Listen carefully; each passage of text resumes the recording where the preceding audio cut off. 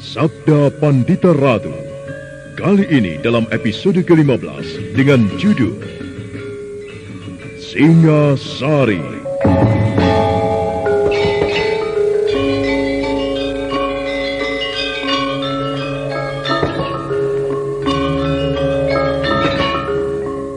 Dalam seri ke-429 ini, dengan para pemain, M. Abud sebagai Ken Arok, Hari Akik sebagai Sakya Murti, Nanang sebagai Diposari, Kris Urspon sebagai Rudro Pondo, Ape Burhan sebagai Rangga Lampitan, Haris Tiono sebagai Kertajaya, dibantu Amrizal dan Rifki, serta Chandra dan Asdi Suhastra, pengantar cerita.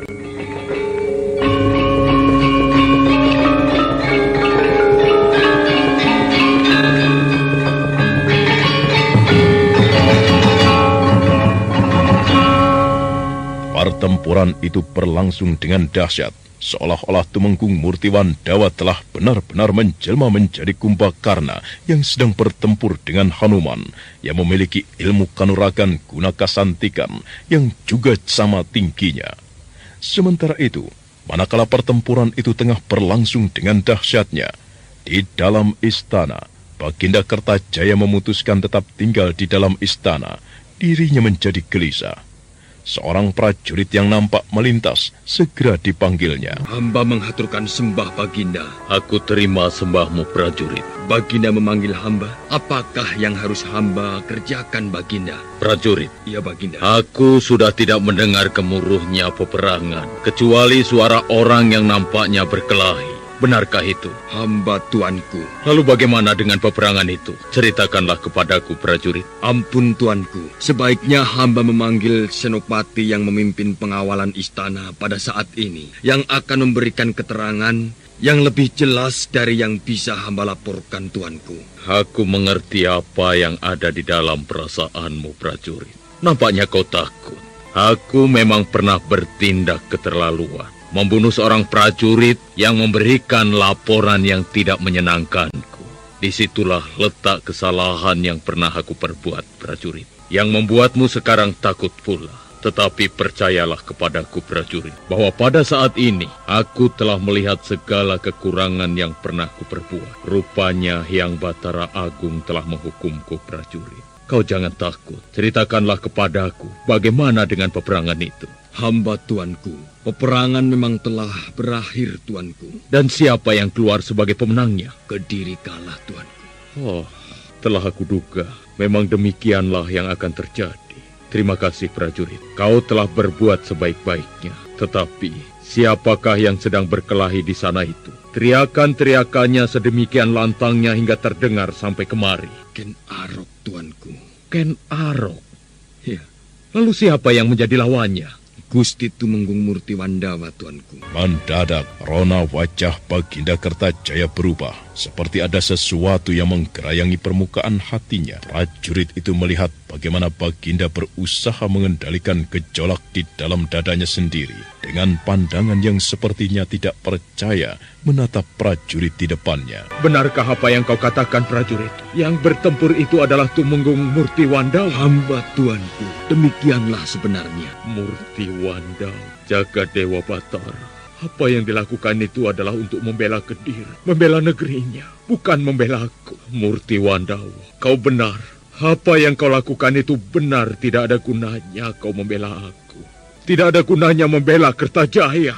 Kertajaya bermaksud berdiri, tetapi raja yang gelisah itu seperti tidak memiliki sisa kekuatan lagi, sehingga kembali duduk di atas damparnya. Sedangkan prajurit itu masih tetap bersila di depannya dengan tatapan mata tertunduk. Beberapa saat waktu berlalu, suasana hening mencengkram ruangan itu. Prajurit yang menghadap raja itu menjadi gelisah, karena Kertajaya tidak segera memerintahkannya untuk segera meninggalkan ruangan itu. Prajurit, hamba tuanku. Lalu bagaimana dengan Aryabanya? Apakah kau mendengar sesuatu tentang orang itu? Menurut yang aku dengar, Aryabanya bermaksud berkhianat kepadaku. Ia tidak membawa pasukan yang dipimpinnya untuk menyongsong pasukan Ganter. Tetapi dia akan membiarkan pasukan itu menggilas Kediri. Benarkah berita itu, prajurit? Hamba tuanku, menurut yang hamba dengar, Berita itu memang benar, namun sekarang Tumenggung Aryo Banyak telah terbunuh, tuanku. Aryo Banyak telah terbunuh? Hamba, tuanku. Demikianlah yang terjadi. Pasukan Gantra yang dipimpin oleh Rangga Lampitan itu justru menyerang mereka. Pertempuran pun kabarnya telah pecah dan Tumenggung Aryo Banyak terbunuh, tuanku. Jaga Dewa Batara. Batara Agung telah menjatuhkan murkanya ke atas bumi Kediri. Dan semuanya bersumber kepada kesombonganku. Kesombongan Kertajaya. Bagaimana dengan Permaisuri dan Sekar Kedaton yang melarikan diri, meloloskan diri dari istana? Apakah ada kabar mereka berhasil melakukan itu dengan selamat? Apakah kau mengetahuinya, prajurit? Mohon ampun, tuanku. Hamba tidak mengetahui jawaban dari pertanyaan tuanku. Karena sebenarnya lah, hamba belum mendengar berita apapun tentang Tuan Putri Permaisuri dan Tuan Putri Sekar Kedaton. Prajurit, hamba Baginda. Tahukah kau mengapa aku sangat terkejut mendengar laporanmu tentang apa yang dilakukan oleh Tumenggung Murtiwandawa? Ampun, tuanku. Hamba tidak mengerti. Karena kesalahan yang diperbuatnya, aku pernah menjatuhkan perintah untuk memburunya. Menumpas dengan segenap keluarganya. Tetapi apa yang terjadi sekarang? Tumenggung Murtiwandawa justru bertempur menghadapi Ken Arok. Menghadapi musuhku. Semakin terbuka mata hatiku. Semakin terbelejeti jantungku, prajurit. Yang Batara Agung telah membuka mataku sekarang. Justru di saat Kediri sedang runtuh.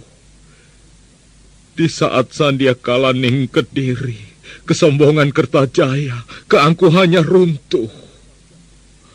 Prajurit, hamba, pada saat seperti ini, bagaimanakah sikapmu? Apakah kau ingin tetap mengabdi kepadaku? Jangan bingung, prajurit. Kau memang terlampau kecil untuk dibandingkan dengan Tumenggung Murtiwandawa. Kau tidak perlu membuta mengabdi kepadaku. Kau mempunyai anak dan istri, bukan? Hamba, tuanku. Hamba memang mempunyai anak dan istri. Berapa istrimu? 3, tuanku. 4 anak hamba. 3. Kau terlampau banyak memiliki istri, prajurit. Tetapi jika kau sampai terbunuh di dalam peperangan, tentu tidak akan ada yang mengurusi mereka. Mereka akan bisa mendapatkan suami lagi, tuanku. Apakah dengan demikian kau memang berkeinginan mati? Tidak, tuanku. Hamba tentu berkeinginan memiliki umur panjang. Baiklah, terima kasih untuk segala keterangan yang kau berikan kepadaku, prajurit. Dan sekarang, aku perkenankan kau meninggalkan ruangan ini. Sebuah serangan yang luar biasa baru saja terjadi. Tumenggung Murtiwandawa yang bagaikan terbang dengan tombak terjulur dengan gerakan sangat tidak terduga telah menggeliat di udara, menempatkan tubuhnya terbang jauh di atas tubuh Ken Arok yang sedang menyongsongnya. Adalah mata tombak yang dipegang Tumenggung itu yang menyambar kepala Ken Arok dan kemudian berhasil memporak-porandakan gelung rambutnya. Ken Arok sangat marah. Dia segera melenting mengambil jarak. Gila, kenapa?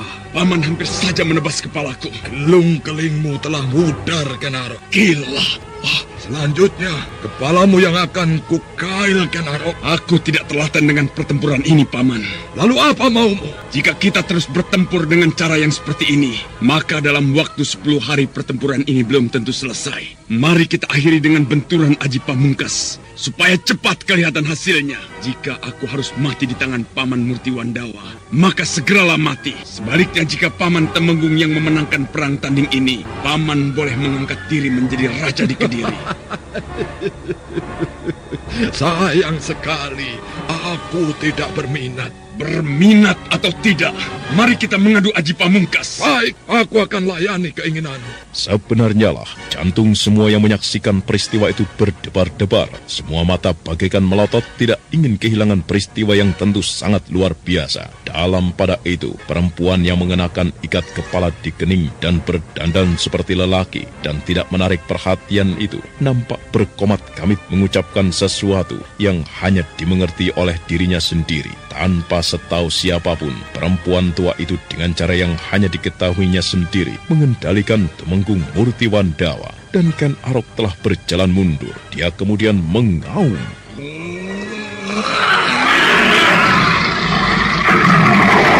Sebuah keadaan yang aneh dan sangat mendebarkan telah terjadi. Mata Ken Arok bagaikan bercahaya, namun yang lebih mendebarkan adalah udara yang mengelilingi Ken Arok, seolah bergerak. Semua orang yang mampu melihat dengan jelas keadaan yang tidak sewajarnya itu. Sebuah ajian yang sangat dahsyat telah siap untuk dilemparkan singa liar padang karautan. Ajian yang tidak ada namanya, karena kemampuan itu telah menyatu di tubuh Ken Arok sejak kelahirannya. Namun sementara itu, Sakya Murti juga telah menyiapkan sebuah kekuatan yang dahsyat. Kekuatan yang barangkali mampu meruntuhkan gunung dan membuat asap lautan. Namun tiba-tiba saja, Tumenggung Murtiwandawa telah bergerak sangat cepat. Tubuhnya berputar bagaikan sebuah gasing. Dan ketika berhenti, telah menyiapkan sebuah sikap yang mendebarkan. Tangan kanannya mendekap kening. Ken Arok berdesir. Dia mengenali sesuatu dengan sikap itu, namun terlambat. Gila, aku tidak sempat melihatnya. Apa yang baru saja terjadi? Sebuah benturan yang dahsyat telah terjadi. Lihat, aku terjatuh. Bibirnya berdarah. Dan lihat lawannya. Ia masih mampu berdiri. Wah, bukan main. Selama ini aku mengira Ken Arok adalah orang yang tidak mungkin menemukan lawan. Iya ya. Ternyata sekarang ada orang yang mampu membuatnya kelabakan. Itulah sebabnya isi dari kehidupan ini. Siapa yang tinggi, ternyata ada yang melebihi tingginya. Sebuah benturan yang sangat dahsyat telah terjadi. Demikian Tumenggung Murtiwandawa menggerakkan tangannya bagaikan mengibaskan sesuatu. Seberkas sinar telah melesat menyongsong kekuatan yang telah dilepas pula. Ledakan gemuruh yang disusul oleh udara yang mengimbas kasar menerpa ke segala penjuru. Ken Arok terhenyak untuk kemudian terjengkang. Darah telah mengalir dari sudut bibirnya. Ken Arok berusaha untuk bangkit, tetapi dia terhuyung-huyung kembali. Sementara ternyata tidak demikian keadaan Tumenggung Murtiwandawa. Seperti ada sesuatu yang tidak wajar. Tumenggung Murtiwandawa pun kebingungan. Kenapa dengan diriku ini? Ada apa denganku? Ada apa dengan diriku ini? Jangan melawan Tumenggung Murtiwandawa. Jangan melawan. Kau harus menuruti segala perintahku. Ayo, bukankah kau ingin menjadi Kumbakarna? Bukankah kau ingin mengamuk? Lihat di sekelilingmu. Lihatlah di sekelilingmu. Banyak orang, bukan? Mereka semua sedang mengepungmu. Mereka akan membunuhmu. Ayo, Kumbakarna, mengamuklah. Mengamuklah. Mulailah, Kumbakarna. Mereka mengepungku. Mereka akan membunuh aku. Mengamuklah. Ya, mengamuklah. Bukankah kau sedang mencari kematian dengan cara terhormat? Iya, aku ingin mati. Matilah. Tetapi mengamuklah. Kekuatan untuk mengamuk itu telah berada di keningmu. Dekaplah. Kau akan merasakannya. Ayo, Kumbakarna. Buatlah tempat ini menjadi Karangabang. Buatlah sebuah banjir darah. Lakukan saja. Jangan ragu-ragu.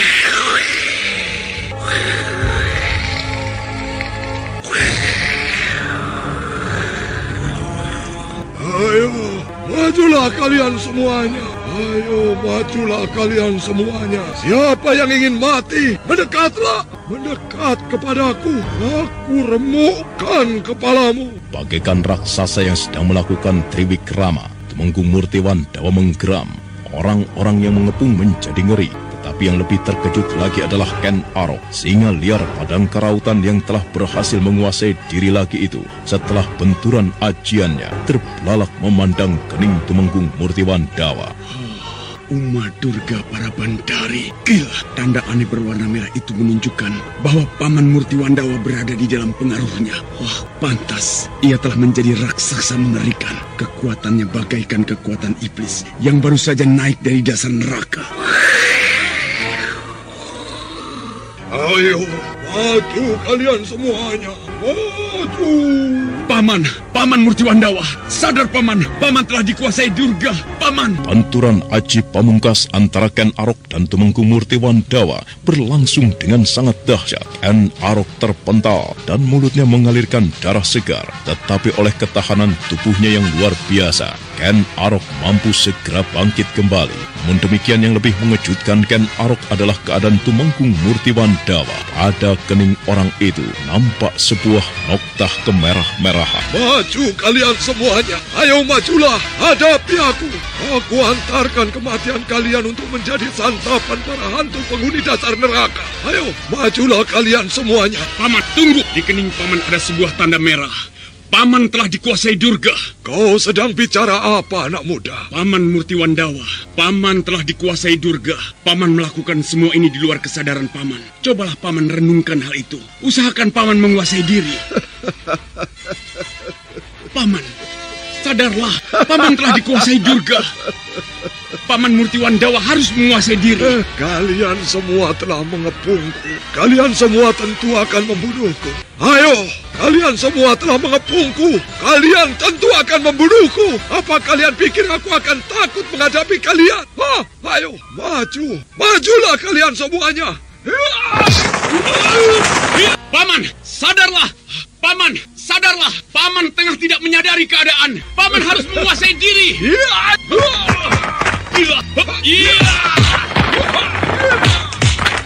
Yang terjadi kemudian bukan lagi perang tanding.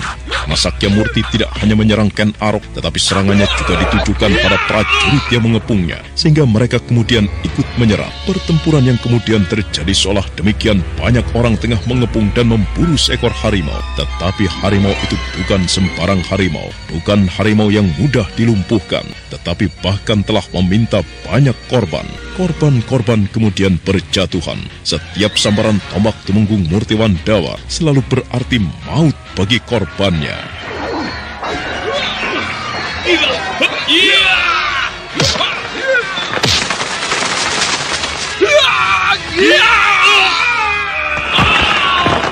Gila, aku tidak boleh membiarkan hal ini begitu saja. Apa boleh buat? Paman Murtiwandawa tidak mungkin disadarkan. Aku tentu tidak akan membiarkan korban yang jatuh terus bertambah. Nampaknya telah menjadi takdir.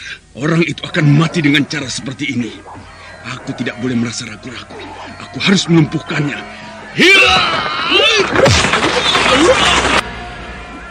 Korban luka atau mati semakin banyak oleh serangan Murtiwandawa. Tetapi setiap serangan Ken Arok yang tidak terelakkan juga berakibat fatal bagi Tumenggung Murtiwandawa. Ketahanan badak seseorang ada batasnya. Itulah sebabnya ketika beberapa waktu berlalu, tubuh Tumenggung Murtiwandawa telah arang keranjang. Bahkan kemudian tidak mampu bergerak lagi, kecuali berdiri dengan tombak masih berada di tangannya. Berhenti! Hentikan serangan! Mengapa malah dihentikan? Orang itu sudah tidak berdaya. Lihat, dengan mudah kita tinggal membunuhnya. Ya, mengapa justru dihentikan? Kawan-kawan kita sudah banyak yang menjadi korban. Lihat, berapa kawan kita yang mati dan berapa kawan kita yang terluka. Tidak terhitung jumlahnya. Kita bunuh saja. Kita bunuh orang itu. Bunuh! Bantai orang itu. Kita bantai untuk menukar kawan-kawan kita yang dibunuhnya. Tenang kalian semua. Aku minta diam. Lihat orang ini. Nama sebenarnya adalah Sakyamurti, yang kemudian ia lebih terkenal dengan nama yang lain, Tumenggung Murtiwandawa. Sekarang ia telah melakukan perbuatan yang sangat mengerikan. Terlampau banyak korban kawan kita yang telah menjadi endok amun-amun karena perbuatannya. Kita tidak bisa membiarkan perbuatannya itu begitu saja, bukan? Kita bunuh orang itu. Kita tidak bisa memaafkannya. Kita bunuh saja. Baik, aku sependapat. Aku setuju dengan isi hati kalian. Orang ini harus dibunuh. Ia sudah kehilangan tenaganya. Akan tetapi itu bukan berarti kita harus memaafkannya. Akulah yang akan menjatuhkan tangan untuk merampunginya dengan sebuah hukuman yang paling dahsyat. Kalian lihat saja. Kalian lihat apa yang akan kulakukan. Ken Arok berjalan mengitari Sakyamurti, seolah sedang mencari sudut yang paling sesuai untuk membantai Sakyamurti yang sudah kehilangan kekuatan itu. Dan Ken Arok pun kemudian menggeram, tangannya mengempang, sebuah hajian yang dahsyat telah disiapkannya. Aku tidak boleh gagal. Aku harus berhasil mengenai keningnya. Aku harus tepat sasaran mengenai keningnya. Tidak boleh meleset. Harus kena.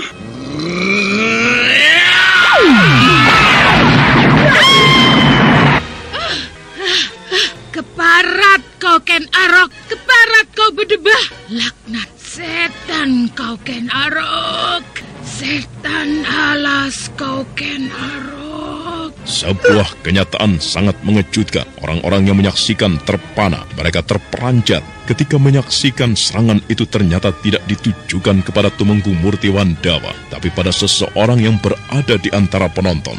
Dan orang itu memakai ikat kepala di kening, berdandan seperti lelaki. Ternyata menilik suaranya, orang itu adalah seorang perempuan.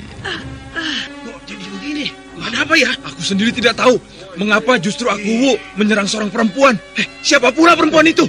Wah, jadi menarik sekali persoalan ini. Lihat. Di kening perempuan itu ada apanya? Mata. Benarkah itu mata? Cut. Licik kau Ken Arok. Licik kau setan alas. Licik kau. Kau katakan aku licik, Uma Durga. Kau sendiri, apa yang kau lakukan, Uma Durga? Kau telah memperalat Temenggung Murtiwandawa untuk memuaskan nafsu kebinatanganmu. Orang itu memang harus mati. Ia adalah orang yang menjadi induk garis keturunan dari bayi yang akan menjadi sandungan langkahku. Mati baginya adalah hal yang seharusnya. Aku pikir kaulah yang seharusnya mati di sini, Uma Durga. Setinggi apapun ilmu kanuragan yang kau miliki, akan tetapi menghadapi aku dengan sedemikian banyak orang-orangku, apa yang bisa kau lakukan? Apa yang bisa aku lakukan? Hah? Lihat! Oh, keparat! Jangan lari kau iblis! Ken Arok menjadi sangat geram oleh marahnya Uma Durga yang telah lenyap dari pandangan mata. Sebuah benda yang dibanting dan kemudian menimbulkan asap serta menyelubungi tubuh pemuja Durga itu menyebabkan Uma Durga kemudian hilang. Para prajurit terbelalak, semua berdesak-desakan. Paman Murtiwandawa. Arok, Ini aku, Paman. terima kasih Ken Arok. Paman jangan mengucapkan terima kasih. Apa yang telah aku perbuat kepada Paman sehingga Paman mengucapkan terima kasih? Aku merasa aku telah melakukan kewajibanku dengan baik. Semoga Yang Batara Agung berkenan mengampuni segala perbuatan yang pernah aku perbuat. Ken Arok, aku merasa telah menjadi Kumbakarna. Terima kasih. Paman, Aku sudah tidak kuat lagi. Sepertinya aku akan segera mati. Bersediakah kau menolong? Paman, aku akan memanggil seorang tabib yang mumpuni. Paman akan segera diobati. Jangan membohongi diri sendiri, Ken Arok. Kau tahu keadaanku. Dan kau tahu pula apa artinya. Aku tidak mungkin bertahan hidup lebih lama lagi. Aku tidak mempunyai waktu cukup banyak, Ken Arok. Baiklah, Paman. Katakanlah.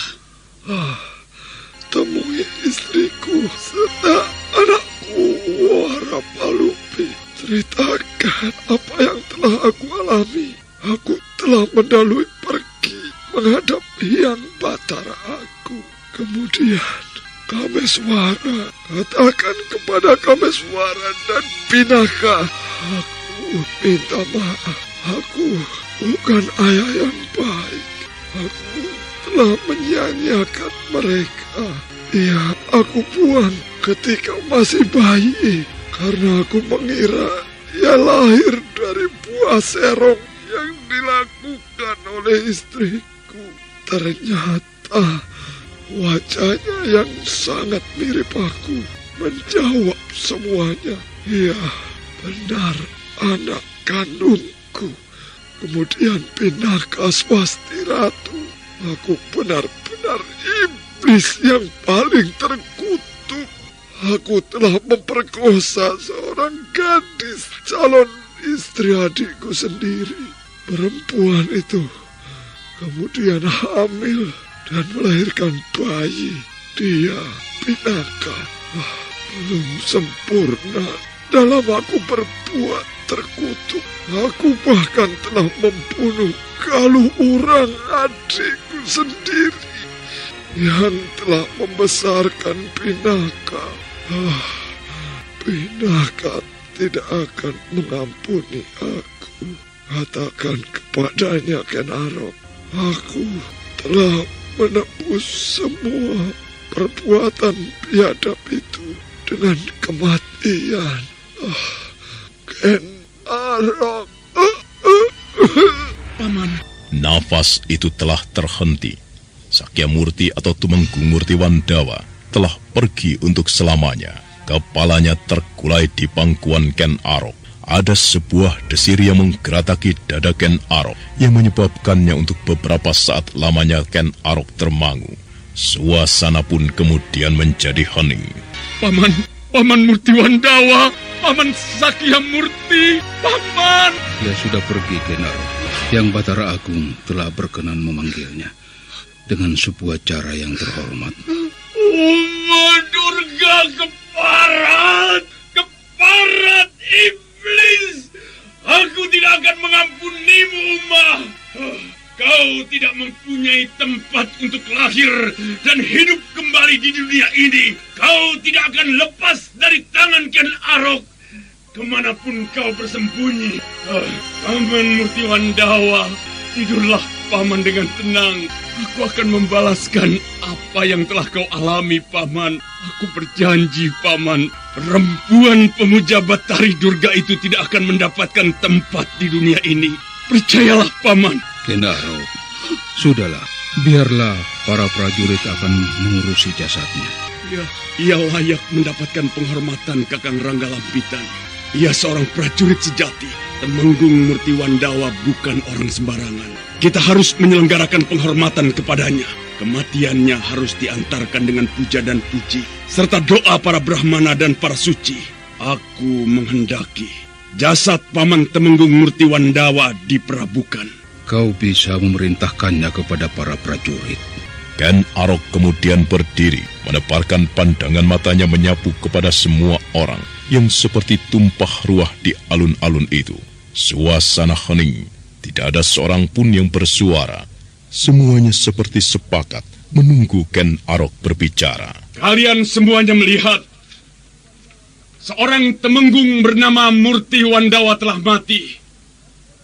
Tetapi bagaimana dan orang macam apakah Tumenggung Murtiwandawa ini di mata kalian?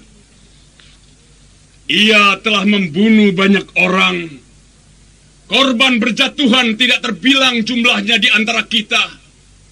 Teman-teman kalian telah menjadi kembang peperangan, mati di tangannya. Orang macam apakah Tumenggung Murtiwandawa ini di mata kalian? Apakah yang kita akan lakukan terhadap layonnya? Terhadap Kunarpanya yang telah membeku? Adakah di antara kalian yang ingin mengatakan sesuatu? Apakah mayatnya akan kita onggokkan begitu saja? Atau karena ia telah membunuh banyak sekali kawan kita, maka mayatnya pantas kita berikan kepada anjing-anjing dan serigala liar di hutan? Bagaimana? Ayo katakanlah sesuatu. Apa yang akan kita lakukan terhadap mayatnya? Buang saja mayatnya, hanyutkan ke sungai. Iya, buang saja mayatnya. Dia telah membunuh banyak kawan kita. Buang saja mayatnya, atau hanyutkan saja ke sungai. Iya, hanyutkan ke sungai. Buang saja ke hutan, biar dimakan harimau. Ya, betul. Saja ke hutan, biar dimakan harimau. Iya, betul. Jadi kalian sependapat jika mayat Tumenggung Murtiwandawa ini kita buang ke sungai dan kita hinakan? Demikian? Ya. Jika demikian jawaban kalian, kalian tidak patut menjadi prajurit. Lebih baik kalian menjadi perampok atau gerombolan liar yang tidak tahu tatanan. Sikap kalian bukanlah sikap seorang prajurit sejati. Wah, kok malah kita yang disalahkan? Apa sebenarnya yang dimaksud aku, Bu? Kawan, bukankah orang itu telah banyak mencelakakan kawan-kawan kita? Lalu, apa yang mesti kita lakukan? Memberi penghormatan kepadanya? Itu tidak mungkin. Tidak mungkin. Dengarlah kalian semuanya. Pada dasarnya, siapapun yang mati di dalam medan pertempuran dilihat dari sudut pandang golongan yang dibelanya, maka orang itu disebut pahlawan. Bagi kalian, teman-teman kalian yang gugur adalah pahlawan. Sebaliknya, jika yang terbantai di dalam peperangan itu adalah musuh kalian, maka mereka tidak mempunyai arti apa-apa. Mengapa kalian harus marah melihat Temenggung Murtiwandawa telah membunuh terlampau banyak kawan-kawan kalian? Temenggung Murtiwandawa, sebagaimana kalian mengetahui, ia mencoba untuk menjadi Kumbakarna. Para prajurit termangu, seolah mereka membutuhkan waktu cukup lama untuk mencernakan apa yang baru saja dikatakan oleh Ken Arok. Rasanya sulit mereka untuk mengerti bagaimana mungkin memberikan penghormatan kepada mayat musuh yang telah banyak membunuh, membantai sedemikian banyak kawannya. Sesaat kemudian, ketika Ken Arok memberi isyarat dengan tangannya, para prajurit yang berkumpul di alun-alun itu kemudian bubar.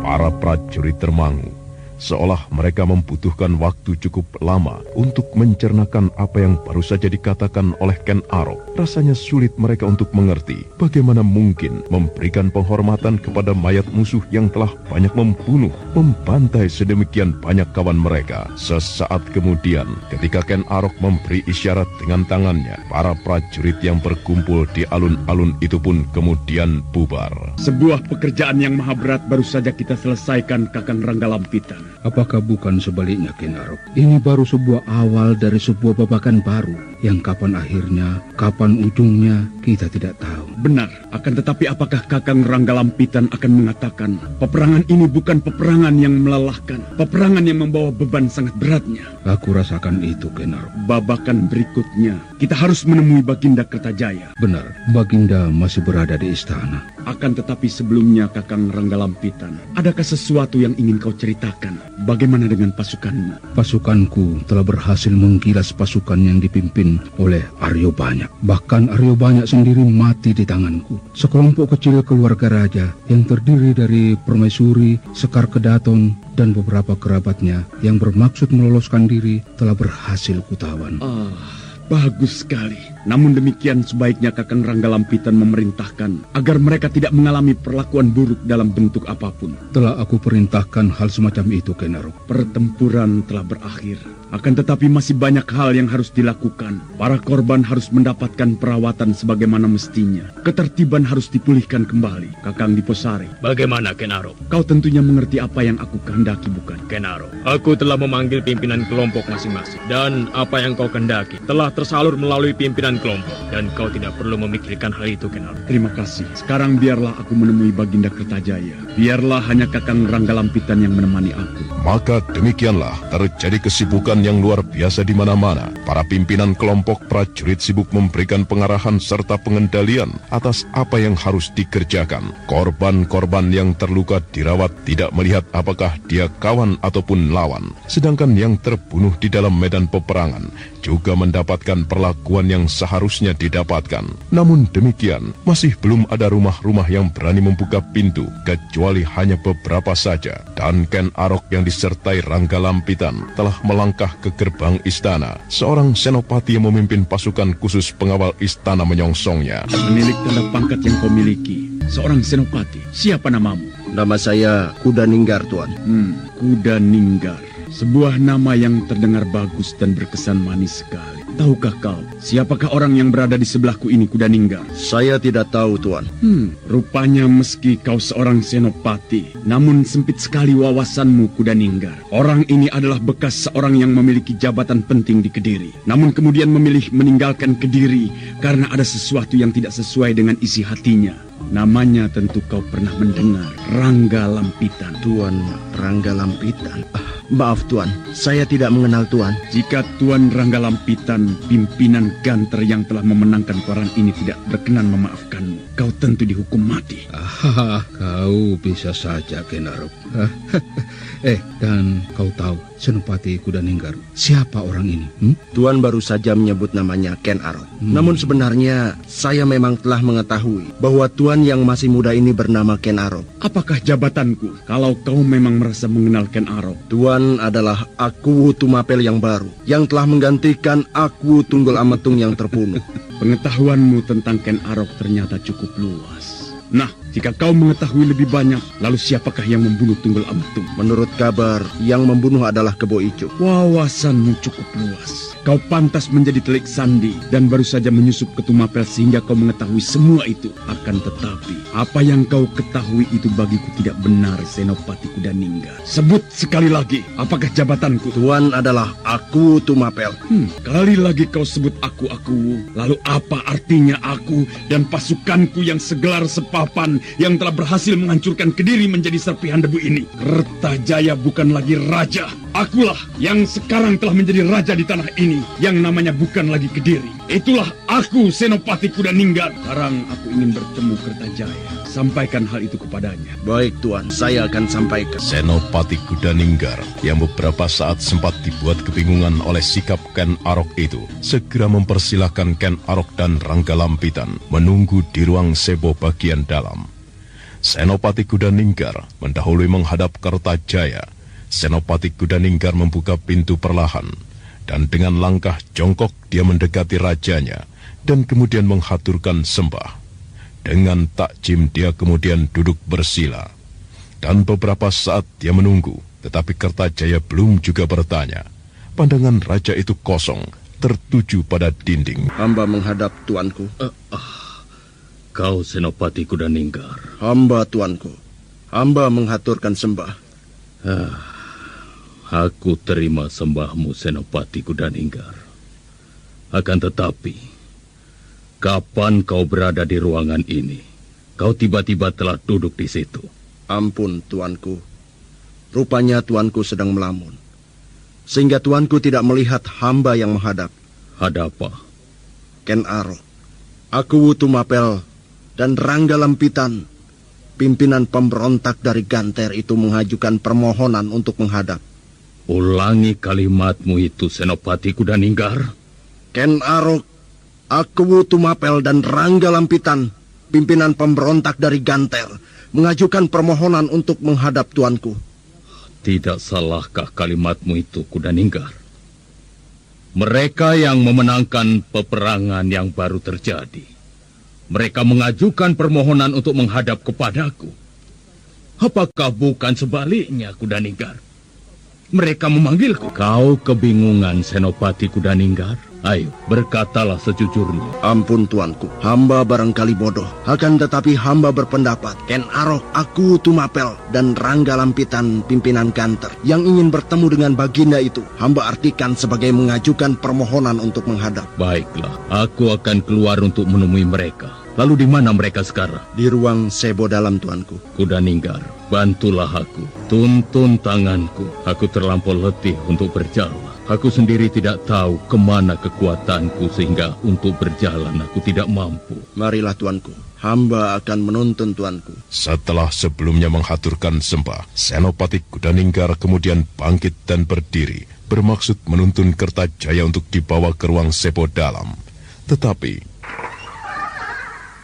belum lagi Senopati Kudaninggar berdiri utuh untuk memegang tangan Kertajaya dan membawanya keluar dari ruangan itu, pintu telah terbuka perlahan. Baik Kertajaya dan Senopati Kudaninggar berdesir. Yang membuka pintu adalah Ken Arok, dan dengan langkah jongkok dan kemudian menghaturkan sembah bersamaan, baik Ken Arok ataupun Rangga Lampitan duduk bersila di hamparan babut. Wajah mereka telah bersih, meskipun pakaian mereka masih berlepotan darah. Rupanya mereka sempat mencuci wajah di pakiwan samping. Kami berdua, hamba Rangga Lampitan, pimpinan Ganter, dan Ken Arok Aku Tumapel menghadap tuanku. Aku masih bisa mengenal wajahmu, Rangga Lampitan. Hamba tuanku, sebuah karunia yang tiada terkira, karena ternyata tuanku masih mengenal hamba, meskipun telah beberapa tahun lamanya, hamba telah meninggalkan Kediri. Kau nampak masih muda, seusia saat kau meninggalkan Kediri. Sebaliknya Aku bahkan menjadi lebih tua dari usiaku yang sebenarnya. Tidak, tuanku. Apa yang tuanku katakan terbalik. Hambalah yang melebihi usia yang sebenarnya. Sebaliknya, tuanku tetap awet muda. Kau memang pintar membalikkan kata-kata Ranggalampitan. Kaukah yang bernama Ken Arok itu, anak muda? Hamba tuanku. Hamba Ken Arok mengaturkan sembah. Aku tidak berani menerima sembahmu, anak muda. Aku pernah mendengar kau adalah manusia langka yang mendapatkan pertanda kasih dari para dewa. Benarkah demikian? Yang tuanku dengar itu kebohongan, tuanku. Hamba hanya manusia biasa.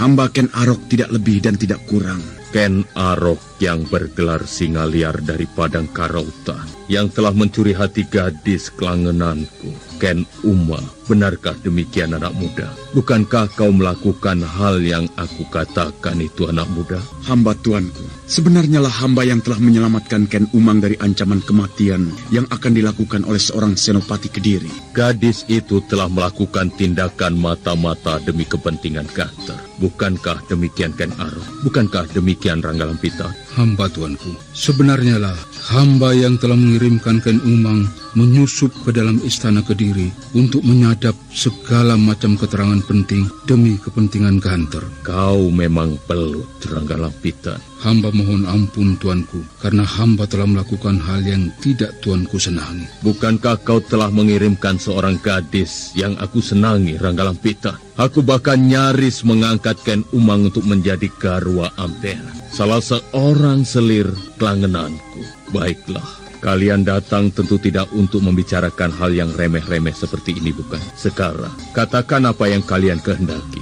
Hamba memohon agar Baginda menyerahkan kekuasaan Baginda kepada hamba dan mengumumkannya di hadapan orang banyak. Dada Kertajaya tetap saja berdesir mendengar ucapan Ken Arok yang terlampau langsung pada persoalannya itu. Senopati Kudaninggar sampai bergeser duduknya. Beberapa kejap Kertajaya memejamkan matanya, seperti sedang berusaha meresapkan apa yang baru saja dikatakan oleh Ken Arok, serta apa maknanya. Ada sesuatu yang terasa sesak di dada Kertajaya. Ulangi kata-katamu, anak muda. Hamba harus mengatakan yang lebih jelas, tuanku. Katakan yang lebih jelas. Perang telah selesai, tuanku. Perang besar antara Kediri menghadapi Tumapel dan Ganter telah selesai dengan kekalahan Kediri. Pasukan Kediri yang diperintahkan untuk menyongsong pasukan Ganter di bawah pimpinan Temenggung Aryo Banyak pun telah berhasil ditumpas. Sebagian besar di antara para prajurit malah bisa melihat kenyataan mereka bergabung dengan Tumapel. Demikian pula pasukan Kediri di bawah pimpinan Temenggung Yuda Paksa telah berhasil hamba kalahkan. Hamba malah telah menyempurnakan kematian Temenggung Yuda Paksa. Aku telah mengetahui hal itu, Ken Arok. Jika demikian, lalu bagaimana tuanku mengartikan kekalahan Kediri? Apakah tuanku masih tetap akan bersikeras untuk tidak mengakui kekalahan Kediri? Atau bersikeras untuk menjadi Raja Kediri yang sudah tidak ada lagi ini? Oh, menurutmu Kediri sudah tidak ada?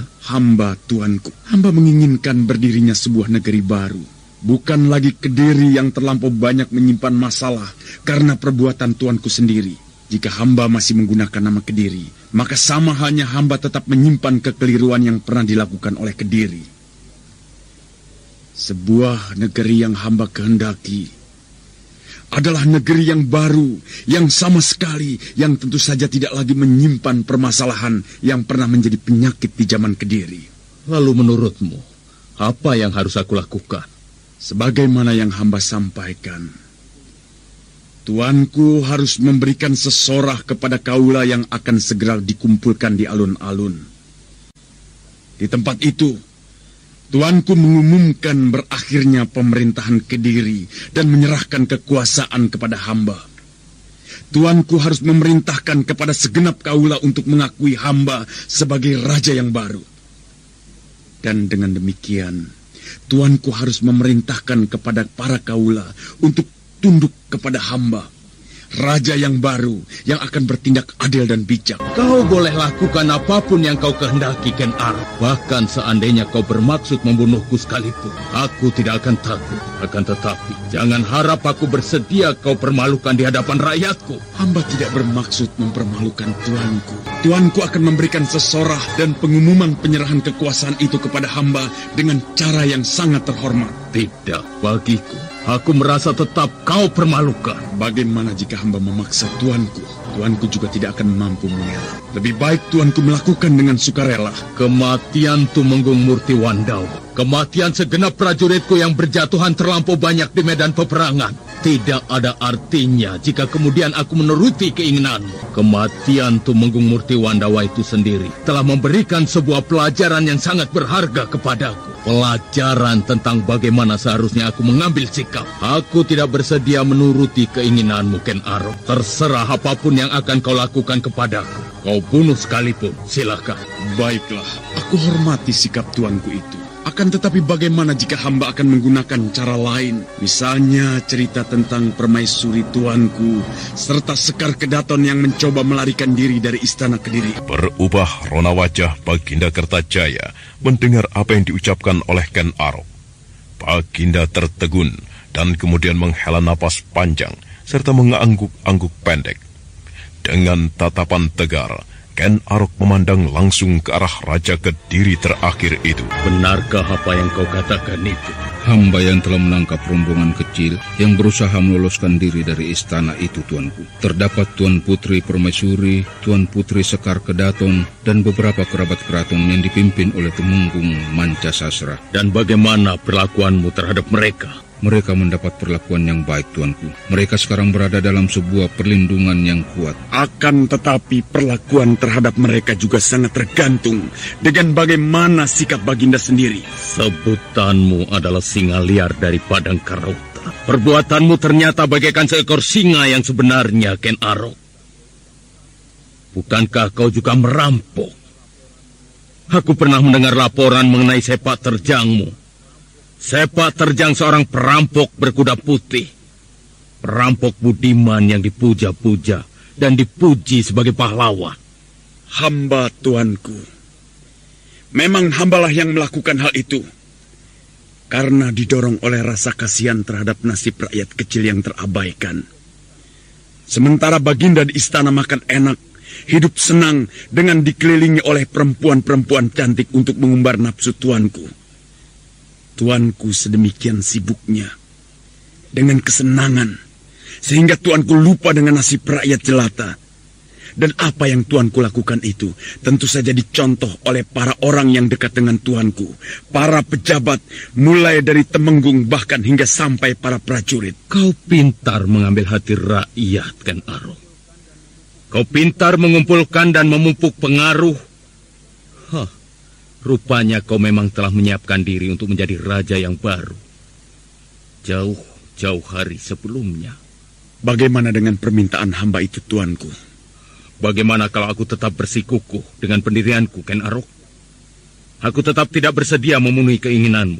Jika demikian, mulai dari sekarang silahkan tuanku membayangkan perlakuan yang buruk akan menimpa keluarga tuanku. Tuan Permaisuri atau barangkali Sekar Kedaton. Meski hamba belum pernah bertemu dengan Sekar Kedaton, tetapi Tuan Putri itu tentu berwajah cantik sekali.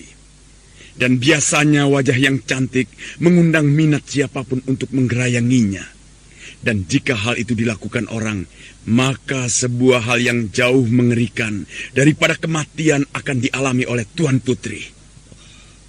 Kau akan melakukan apa yang kau katakan itu, Ken Arok? Hamba, tuanku.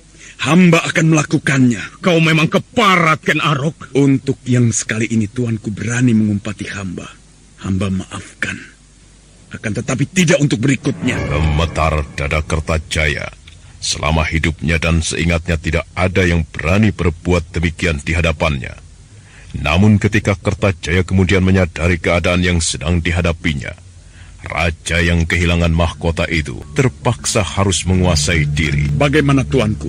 Apakah tuanku tetap pada keputusan untuk tidak bersedia memenuhi keinginan hamba? Hamba tidak main-main, tuanku. Hamba berkata sebenarnya, jika tuanku tidak bersedia memenuhi permintaan hamba, maka hamba akan membuktikan kata-kata hamba bahwa Tuan Putri Permaisuri dan Sekar Kedaton akan mengalami nasib yang sangat buruk. Silahkan tuan mempertimbangkan keputusan hamba sebaik-baiknya. Baiklah, Ken Arok. Kau benar. Aku memang tidak mempunyai pilihan lain kecuali memenuhi apa yang menjadi kehendakmu. Tetapi, bolehkah aku mengetahui beberapa hal? Aku berharap kau tidak keberatan menjelaskannya. Silahkan tuanku. Jika kelak setelah aku penuhi apa yang menjadi keinginanmu, bagaimana dengan nasib kami? Nasibku, nasib istriku, serta anak-anakku. Hamba akan membuatkan sebuah pesanggerahan, dan tuanku beserta segenap keluarga harus bertempat tinggal di situ dan tidak boleh pergi kemanapun kecuali dengan izin hamba. Itu sebuah penjara, Ken Arok. Terserah tuanku mengartikannya. Jika tuanku menganggap pesanggerahan itu sebagai penjara, maka tuanku akan merasa sebagai di penjara. Namun sebaliknya, jika tuanku menganggap tempat itu sebagai suatu tempat untuk menghabiskan hari tua, maka tuanku akan mendapatkan ketenangan. Bisa aku percaya kata-katamu itu, Ken Arok? Tuanku boleh memegang kata-kata hamba. Baiklah, aku percaya. Dan seperti yang kau inginkan, aku akan mengumumkan seperti apa yang kau kehendaki. Esok pagi tuanku, di alun-alun istana tuanku mengumumkan penyerahan kekuasaan itu. Hamba akan memerintahkan agar semua kaula besok pagi berkumpul di alun-alun. Waktu kemudian terus bergerak, menghantarkan Kediri dalam suasananya yang baru. Suasana yang hening dan diliputi oleh kedukaan. Duka luka akibat perang yang bau darahnya masih menyengat hidung. Duka tangis keluarga yang ditinggalkan oleh mereka yang gugur dalam peperangan, baik di pihak Kediri ataupun Tumapel dan Ganter. Dalam keadaan yang demikian, Ken Arok merasa membutuhkan suasana yang tenang sesegera mungkin di Kediri. Apa yang Kakang Rangga lihat setelah kita mengelilingi kota Raja Kediri? Suasana yang masih tidak menentu.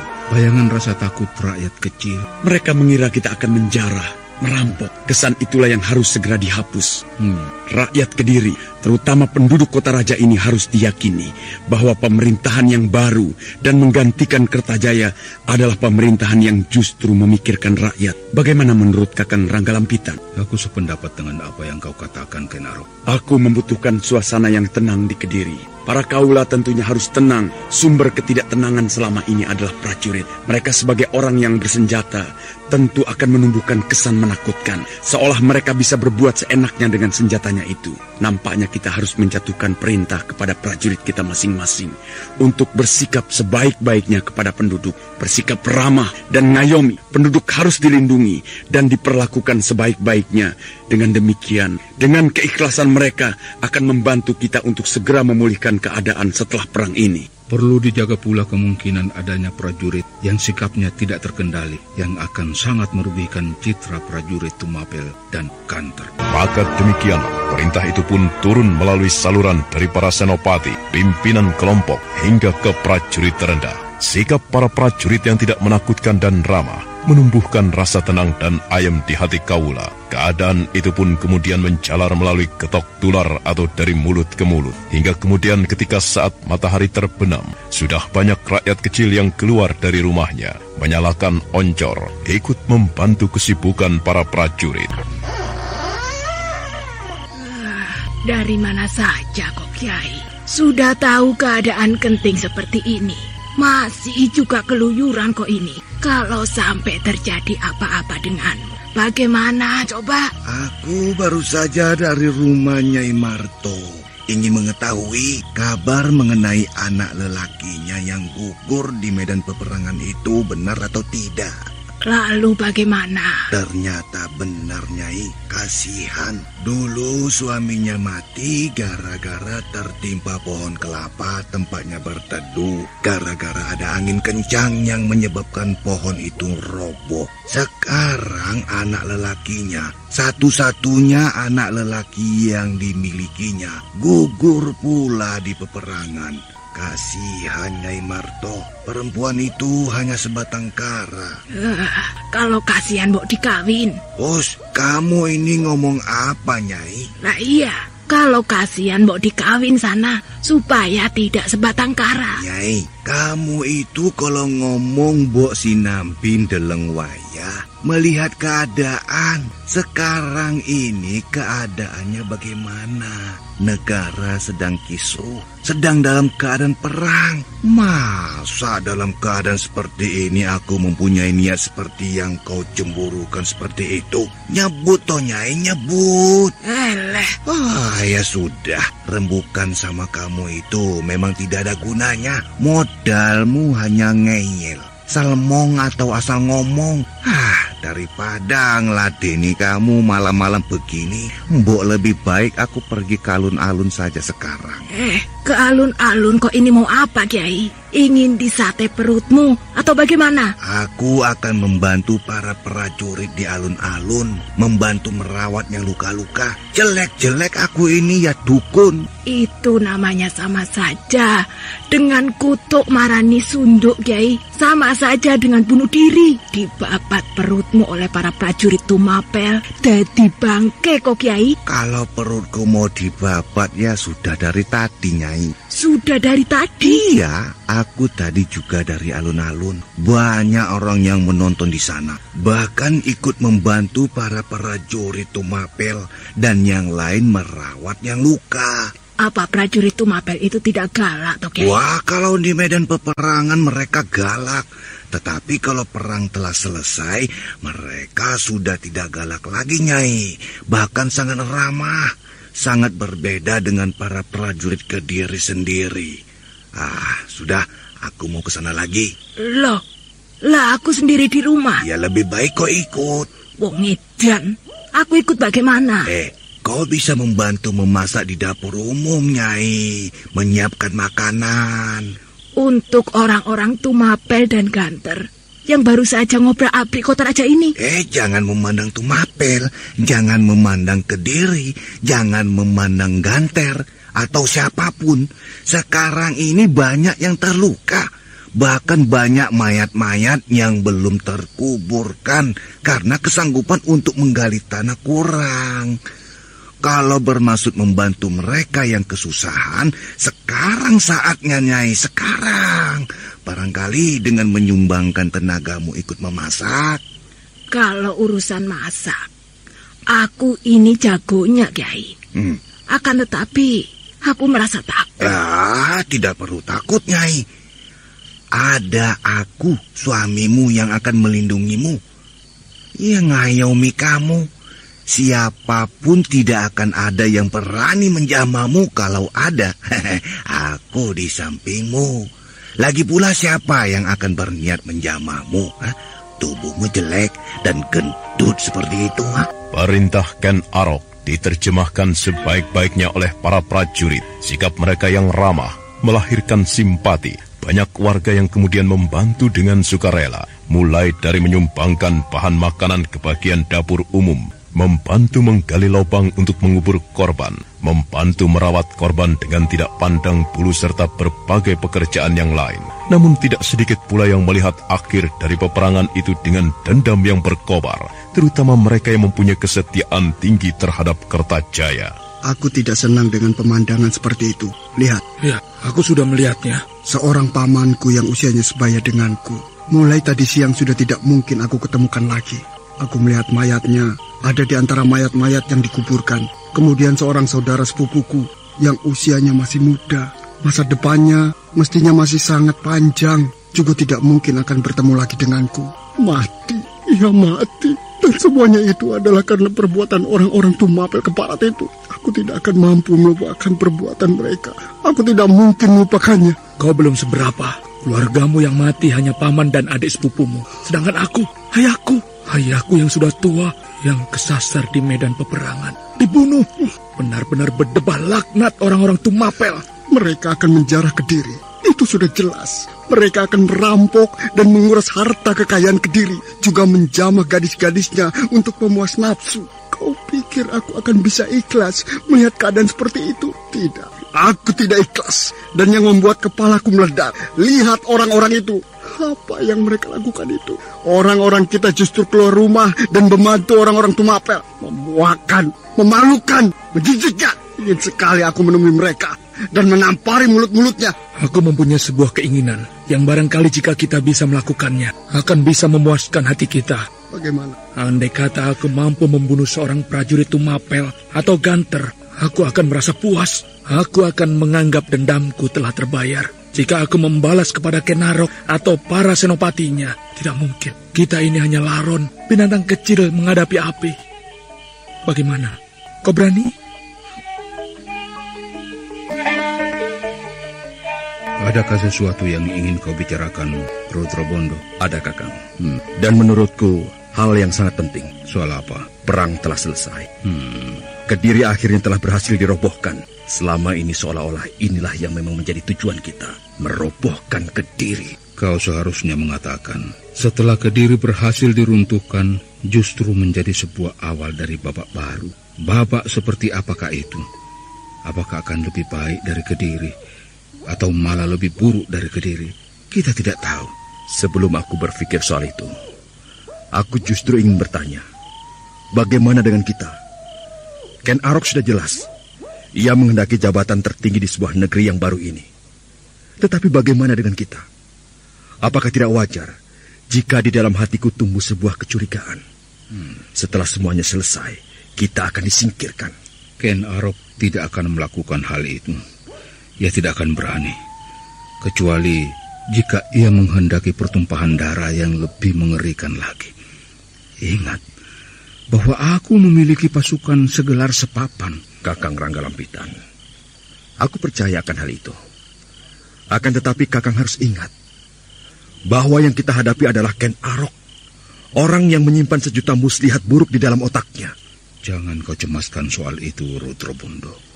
Lihatlah, siapa yang datang itu? Pembicaraan antara Rangga Lampitan dan Senopati Rudra Bondo terhenti sesaat ketika seseorang mendekat. Senopati Rudra Bondo menghela napas panjang demi melihat siapa yang berjalan mendekat itu. Bintang-bintang di langit seolah ingin ikut menyaksikan dan mendengarkan pembicaraan mereka. Nah, bagaimanakah kelanjutan kisah ini? Siapa yang datang dan menemui Rangga Lampitan serta Senopati Rudra Bondo itu? Dan bagaimana pula perkembangan keadaan Kediri? Saudara pendengar, untuk mengetahui jawabannya, ikutilah kelanjutan kisah ini dalam seri berikutnya. Sampai jumpa.